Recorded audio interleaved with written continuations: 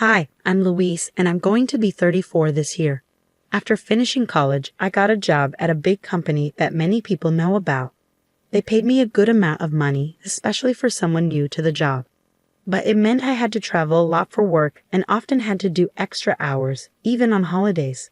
It was tough, but I liked feeling like I was doing something important. When I was 28, I got promoted to be in charge of a whole department, which was pretty cool, especially since it's not common for women to move up that quickly. About 4 years ago, I got married to my boyfriend, Brian. We'd been together for 2 years after meeting through a friend. I wasn't really thinking about getting into a relationship, but my friend thought it was a good idea to introduce us. I never really imagined myself getting married or having kids, but Brian was really keen on it. He said he wanted to get married soon and have kids before we got too old. I wasn't ready for that at all. I had just gotten promoted, and the idea of getting married and having kids felt too rushed. So whenever Brian brought it up, I told him we needed more time to know each other better, and that marriage meant thinking about more than just the two of us. Brian then suggested, "Okay, let's wait 2 years before getting married. By then, we'll really know each other, right?" At first, I didn't think we'd last that long, but surprisingly, we did end up dating for 2 years before tying the knot. Throughout our relationship, Brian was loyal, didn't have any gambling habits, and always treated me kindly and sincerely. I admired his strong work ethic and how he always put effort into everything he did. But there was one thing that bothered me a bit: his big ego. Whenever someone at work, especially a senior, pointed out his mistakes, he'd come home ranting about how he didn't need to be told what to do and that he always thought his way was the best. Listening to him, it was obvious that he was being criticized for his errors, but it seemed like he couldn't handle being corrected, whether it came from a superior or not. When we decided to have a dinner with both our families to celebrate, Brian chose a really expensive restaurant that cost over $200 per person. He then asked me to split the bill with him because it was so pricey. I suggested going somewhere cheaper, but Brian insisted, saying it was important to make a good impression. I felt frustrated because it seemed like he was worried people would think he was cheap if we went somewhere less fancy. I thought to myself, if he's worried about that, he should pay for it all himself. But Brian explained that his salary couldn't cover the whole bill for 8 people, maybe just 3 at most. So he asked me to cover the remaining 5, meaning I had to pay more than half. It didn't seem fair to me, especially since we were both bringing 4 people from each of our families, totaling 8. Brian wanted us to go to a restaurant that's expensive, but he couldn't even cover his own family's part of the bill. I wasn't happy when Brian suggested the expensive dinner plan, and I was even more confused when he announced to everyone at the dinner that he would pay for everything. Although I had doubts, everyone seemed pleased, so I decided to go along with it and let him take charge. But looking back, I think I might have made a mistake. I regret not reconsidering my marriage to Brian, who was so full of himself. After we got married, his behavior towards me changed completely. He started talking down to me all the time. Before we tied the knot, he promised to help with household chores since I was busy with work. But once we were married, he said things like, "What will people think if they see a man doing laundry? That's a woman's job. I work hard outside, so I deserve to relax at home." He never lifted a finger to help, no matter how busy I was. His attitude annoyed me, but I could handle doing the housework. What really bothered me was that Brian was sending all his money to his parents. Even though they were farmers and struggling to make ends meet, it seemed like Brian was their sole financial support. Within 6 months of getting married, he stopped contributing any money to our household expenses and gave everything to his parents. I once told Brian, it's not fair for me to cover all our living expenses with my salary alone. But he argued back, saying, "How can you say that when my family needs help? They're your family too. Plus, you make more money than me, so you should be fine." He didn't listen to my concerns. When he talked to his parents on the phone, he'd reassure them, saying, "Don't worry, I'm taking care of everything with my salary. I won't let Louise interfere." But the truth was, he was giving them all his money. He had nothing left for himself and started asking me for pocket money, saying, "Can you give me about $200? I can't even afford lunch." I reached a breaking point and suggested, let's set a monthly limit on how much we send to your parents. You need to figure out how to cover your own expenses. Brian would agree, but he kept sending all his salary to his parents. That was something I couldn't tolerate anymore. One day, I had to go on a business trip for about 2 weeks. From Brian, I have what? What about my food and laundry for 2 weeks? Even though Brian knew my job required frequent travel. Feeling annoyed at his immaturity, I told him, figure it out yourself. You're an adult.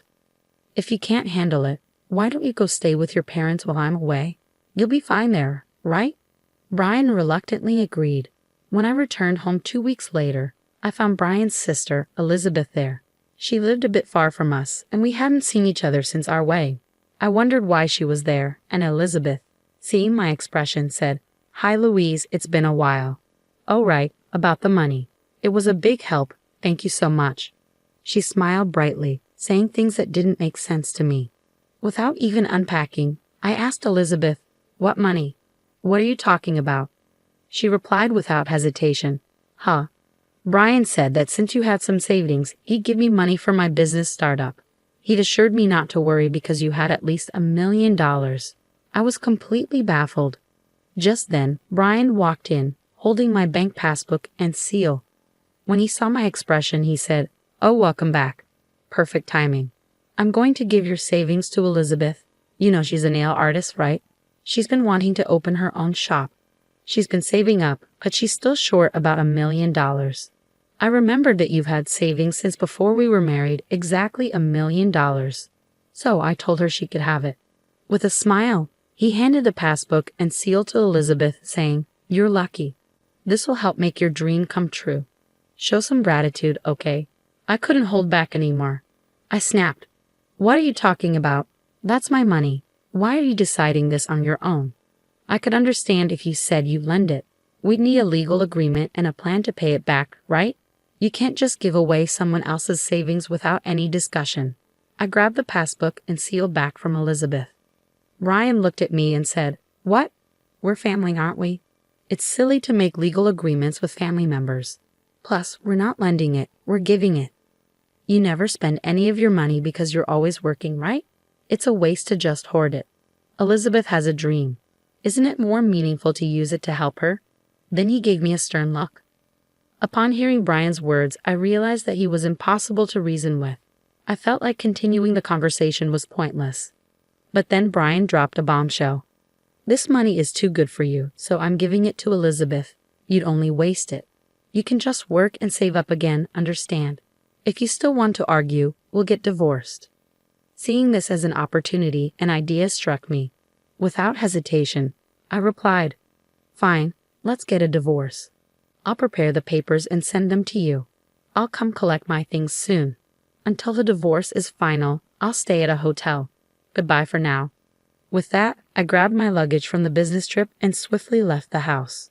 Brian was shocked by my sudden decision. Soon after, he bombarded me with texts, begging me to come back and even saying that Elizabeth would forgive me if I gave her the money. I ignored all his messages. Who does he think he is? The next day, I went to the city hall and sent the signed divorce papers back home. Despite this, Brian kept texting me, asking if I was really sure about the divorce. I simply replied, "Please submit them as soon as possible," and ignored the rest of his messages. Surprisingly, the divorce was finalized quicker than I had anticipated. A week after the divorce was official, I waited until Brian was at work and then moved my belongings to my new house. In his texts about the divorce papers, Brian had been rude, calling me names and saying we were now strangers. So I decided not to take most of the furniture and appliances from our old home. Instead, I deposited half of the small savings I had accumulated during our marriage into his bank accounts and left it there. That night, I received numerous calls from both Brian and Elizabeth. At first, I ignored them, knowing what they were about. But eventually, I answered and Brian immediately started shouting, demanding to know why there was only $800 in the account. I calmly replied, "I split the property as we agreed. We originally had $1,600 in our joint account, right? So I left you with half of it, which is $800. And since all the furniture and appliances were bought after we got married, I left them behind." That's fair, isn't it? Just to clarify, I ended up with less than Brian. But he wasn't convinced. He insisted, "You're supposed to have $1 million in savings, right? So half of that, $500,000 should be mine. Plus, you got an inheritance from your grandfather, right? Half of that should be mine too. I was stunned and couldn't help but laugh. I had seen this coming, otherwise Brian wouldn't have agreed to the divorce so easily.